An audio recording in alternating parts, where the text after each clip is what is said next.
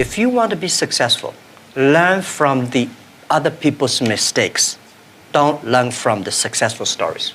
Don't hate your competitors. Respect your competitors. Learn from him. I complained a lot when I was young because I think Bill Gates took all the opportunities for the Microsoft, and Steve Jobs, all these guys. There's no job, there's no great big stuff left for us. My thinking is that, you guys remember, if you want to be successful, learn from the other people's mistakes. Don't learn from the successful stories. Successful stories they make, don't listen to that. There are a lot of reasons behind it. Just like, I remember the first time Harvard Business School came to us, say, Jack, we want to write a case study for you. That's years 2001 or 2000. They came, they spent 1 week and they write a report and I read, I said, this is not me. And they said, this is you. I said, no, this is not us. He said, this is you. So they make up his sign and the case study go up and they start to teach in a lot of universities. The next 5 years, they invited me to go to the case study and they always find a competitor of my company. And after every case study, Alibaba will die, that company will succeed. All the students agree. And actually, every 5 years, all the competitors die, we still survive. So how can you study this kind of a successful story? Learn from the mistakes, the other people. No matter how smart you are, you will encounter these mistakes. You learn from mistakes not because you will be able to avoid mistakes. You will able to, when these mistakes come, this suffer comes, you know how to deal with it. How to face it. The book I want to write, if I can, is Alibaba 1001 Mistakes. This is the most treasurable things that in my life. In my life, it's not how much we achieved, it's how much we go through the tough days and mistakes. And this is what, if you start to think now. Last century, the bigger the better. This century, the good the better.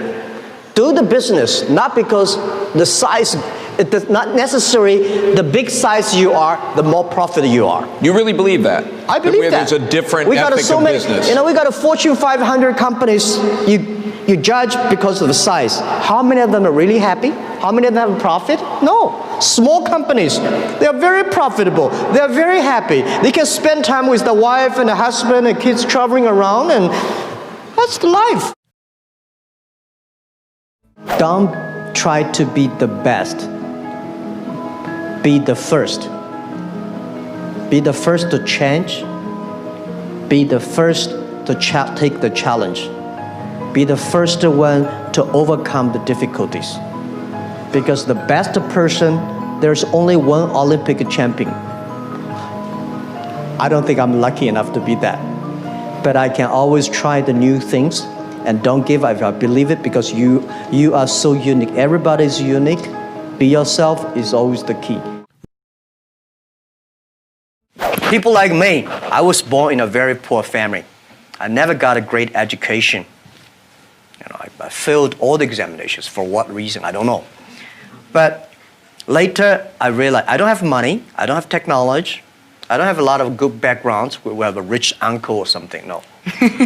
The only thing I competed with my people, the young people, is let's compete for 10 years later. This is what I believe 10 years later will be happening.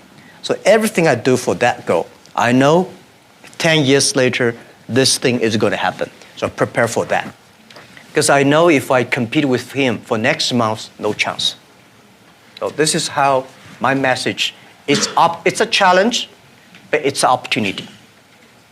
And it's the opportunity for people like us. This world, the most difficult thing is to convincing a successful people. When you tell him, this is a great opportunity, he said, no, forget it, right? I've been doing this for 30 years. But for people like us, we're looking for opportunities. in order to survive. So we will do anything to be creative. So this is the message. 30 years, it's an opportunity for us. It's a challenge for those people who are 60 years old. If they're 60 years old, not discrimination, but it is tough for them. Who's your most dangerous competitor? Is it Amazon or is it Tencent? Well, people always compare us with Amazon. Amazon is a great company. I respect. I've been seeing them from tiny to that big, and I think they will continue to grow. But we are different. Amazon is an e-commerce company. We are not e-commerce company. We enable other people to do e-commerce. We want to make sure everybody can be Amazon. So are you saying Tencent is the greater competitor? Tencent is, of course, they are a great company, and it's not easy to be that size within only less than 20 years, so innovative and so creative, and so different on social technology, and they're based in Shenzhen, and they're almost everywhere in China. But respect, of course we compete, but compete does not mean I have to hate them. Don't hate your competitors. Respect your competitors, learn from him. But, Pony and I, we've been doing the charity together, the Nature Conservancy, and protect but we compete each other. But when we compete each other, we should respect each other. I respect him. I respect Tencent.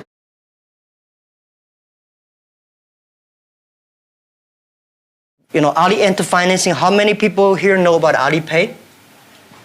Thank you. Alipay's decision was made here. I was thinking about Alipay, but I was not there to launch Alipay because in China, if you do financing without license, you will be in jail at that time. So I went to the banks, can you help us do the e-commerce on transaction? No. No banks would accept it. So if there will be no Alipay, no financing, the e-commerce will go nowhere. So year 2004, I was here. Listen to a speech by 2 state leaders about leadership. And this guy said, leadership is about responsibility. You believe it, but the people don't believe it. But if you think it's so critical, you should pay any price to do it. So that day changed my mind, and I called back to my team, say, let's launch it within 1 month. If somebody has to go to the jail, I go to the jail. Who will be the second one follow me? If I go, you continue, and you go to the jail, you go continue. That was called the leadership determination. And year 2004, I made the decision here, I called it back. And now today the Alipay launched, and it's so big, over 800 million people today using Alipay globally. This is called. This world today is full of challenges and opportunities. 2,000 years ago, full of challenges and opportunities.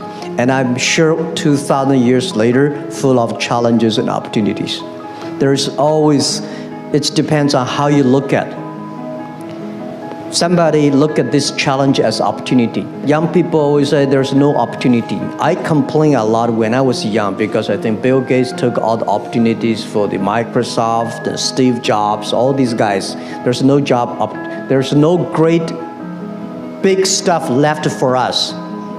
But I think opportunity always lies in the challenges, always lies in the complaints.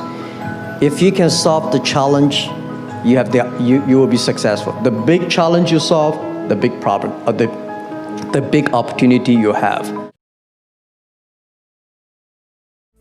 In the past 18 years, when I do internet in China, we got a criticism every day. Something when you believe it, a lot of people criticize it. But if you really believe it, continue to do it, improve it. We were rejected by more than 30 venture capitalists. But we are very optimistic. We believe in the future. We believe in internet. And we believe that if we do not succeed, somebody will.